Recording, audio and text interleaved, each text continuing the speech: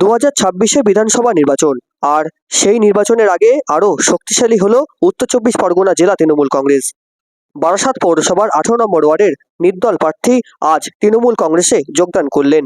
পাশাপাশি আজ বিকেল 5:30 নাগাদ বিজেপি এবং ফরওয়ার্ড ব্লক থেকেও অসংখ্য কর্মী যোগদান করে তৃণমূল কংগ্রেসে।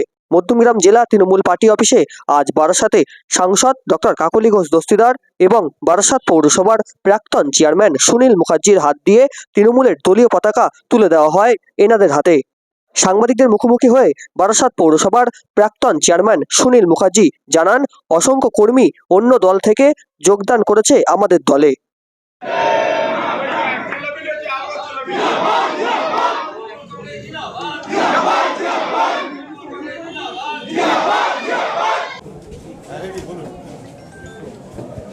আজকে আমাদের প্রিয় সাংসদ ডক্টর কাকলি ঘোষ দস্তিদারের নেতৃত্বে বারাসাত পৌরসভার এবং আমাদের বারাসাত পৌরসভার সভাপতি তৃণমূল কংগ্রেসের সভাপতি অরুণ ভৌমিকের সহযোগিতায় 18 নম্বর ওয়ার্ডের কাউন্সিলর শামসুন নাহা সমেত প্রায় 500 তৃণমূল কংগ্রেস যারা আগে নির্দল করতেন তারা তৃণমূল কংগ্রেসে যোগদান করলেন।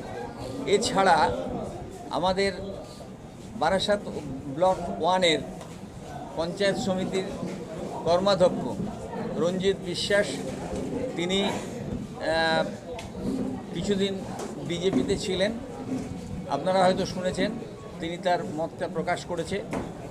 তিনি অনেক কষ্টে বিজেপিতে ছিলেন, সেই বিজেপি থেকে তিনি আবার মাননীয় মুখ্যমন্ত্রী মমতা বন্দ্যোপাধ্যায়ের যে কাজ এবং মানুষের জন্যে যতগুলো প্রকল্প করেছেন, প্রতিটি প্রকল্পই একটা সারা বিশ্বে সমাদৃত হয়েছে।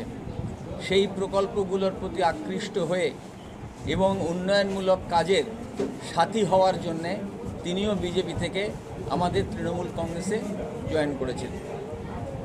আজকের সেই প্রোগ্রামটাই ছিল।